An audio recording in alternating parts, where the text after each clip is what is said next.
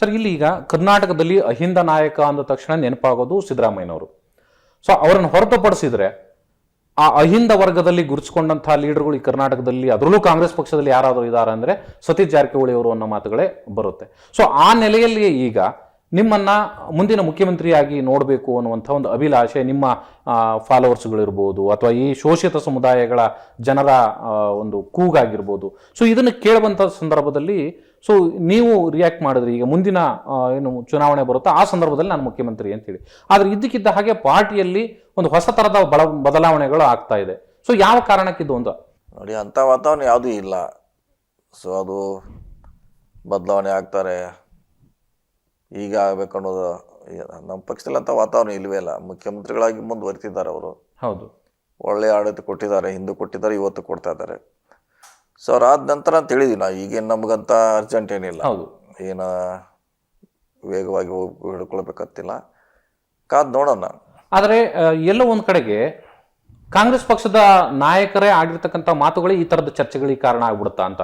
ಡಿ.ಕೆ. ಶಿವಕುಮಾರ್ ಅವರು ಆಡಿರ್ತಕ್ಕಂಥ ಒಂದು ಮಾತು ಅಂದ್ರೆ ಕಾಂಗ್ರೆಸ್ ಪಕ್ಷದಲ್ಲಿ ಆಗಿರ್ತಕ್ಕಂಥ ಒಪ್ಪಂದದ ಪ್ರಕಾರ ನನಗೂ ಒಂದು ಒಳ್ಳೆ ಅವಕಾಶ ಬರುತ್ತೆ ಅನ್ನೋ ಮಾತುಗಳನ್ನು ಹೇಳ್ಬಿಟ್ರು ಬಹಿರಂಗವಾಗಿ. ಹೇಳಿರ್ಬೋದು, ಅದು ಅವರು ಒಪ್ಪಂದ ಏನಾಗಿದೆ ನಮಗೆ ಗೊತ್ತಿಲ್ಲ. ಹೈಕಮಾಂಡು ಅವ್ರ ಮಧ್ಯ, CM ಅವ್ರ ಮಧ್ಯೆ ಏನಾಗಿದೆ ನಮಗೆ ಗೊತ್ತಿಲ್ಲ.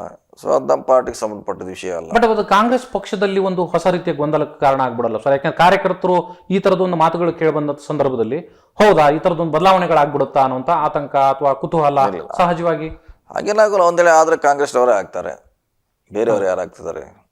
ಕಾಂಗ್ರೆಸ್ನವ್ರ ಆದ್ರೆ ಆಗ್ತಾರೆ, ಅವ್ರನ್ನ ಬಿಟ್ಟು ಬೇರೆಯವ್ರು ಆಗೋಲ್ಲ, ನಮ್ಮ ಪಕ್ಷದವ್ರು ಆಗ್ತಾರೆ. ಕಾಂಗ್ರೆಸ್ ಪಕ್ಷದವಲ್ಲೇ ಆಗ್ತಾರೆ. ಬಟ್ ಯಾಕೆಂದ್ರೆ ಬಿಜೆಪಿಯಲ್ಲಿ ನಾಯಕತ್ವ ಬದಲಾವಣೆ ವಿಚಾರ ಇರಬಹುದು, ಅಥವಾ ವಿಜೇಂದ್ರ ಅವರನ್ನ ರಾಜ್ಯಾಧ್ಯಕ್ಷ ಹುದ್ದೆಯಿಂದ ಕೆಳಗಿಳಿಸುವಂತ ವಿಚಾರ ಬಂದಾಗ ಕಾಂಗ್ರೆಸ್ನ ಎಲ್ಲ ನಾಯಕರು ಕೂಡ ಮಾತಾಡ್ತಾರೆ.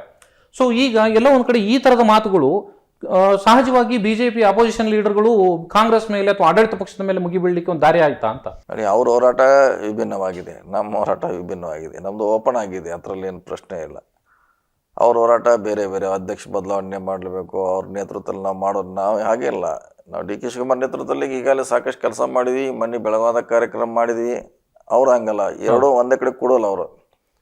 ನಾವು ಒಂದೇ ಇದಕ್ಕೆಲ್ಲ ಕೂಡ್ತೀವಿ, ಅವ್ರಿಗೆ ನಮಗೆ ವ್ಯತ್ಯಾಸ ಇದೆ. ಅವ್ರದ್ದು ಡಿಫ್ರೆಂಟ್ ಆಗಿದೆ, ನಮ್ಮ ಹೋರಾಟ ಬೇರೆ ಇದೆ.